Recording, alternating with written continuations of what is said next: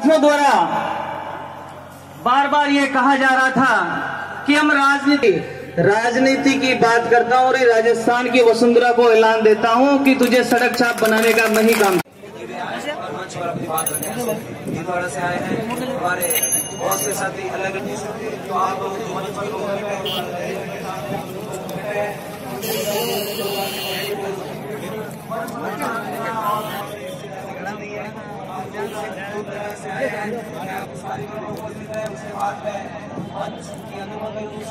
हम रैली के रूप में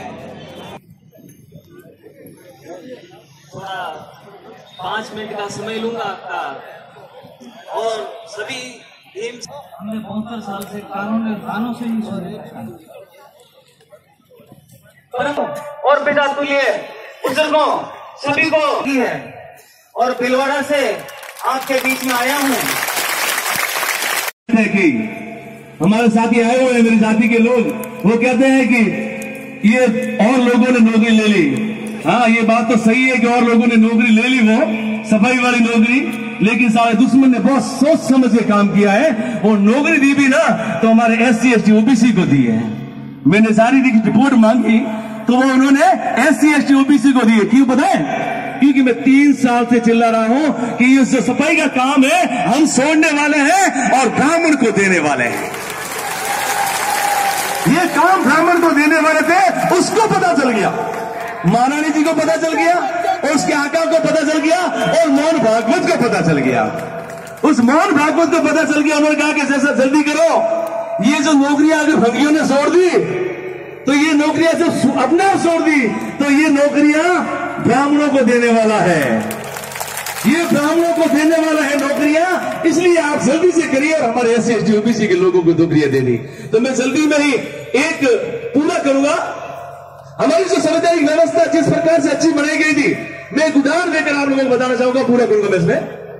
एक मछुआरा था, जो मछुआरा मछलियां लेकर बेचता था और मछलियां लेकर बेचने के बाद वो एक दिन उसे लगा कि मैं उस खूबसूरत सुगंधिता उस बाजार के अंदर चला जाऊं, और वो बंदा बाजार के अंदर चला गया।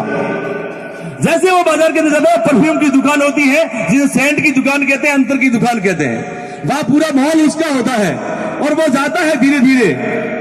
जैसे धीरे धीरे जाता है तो वहां से सुगंध होती है, बड़ी सुगंध, अच्छी सुगंध। वो सुगंध उसे अच्छी नहीं लगती है, उससे उसका दम घुटने लगता है, उस मछुआरे का दम घुटने लगता है और उसकी तरफ बढ़ता नहीं है। लेकिन वो कोशिश करता है कि एक बार मैं जा ही आऊं।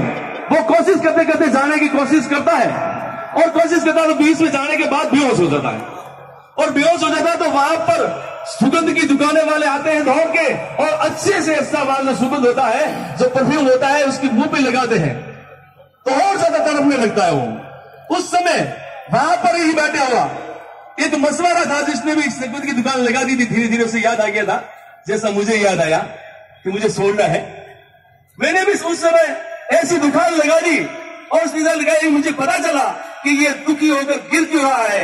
मैंने कहा इसे मारोगे क्या, ये मर जाएगा। क्यों मर जाएगा?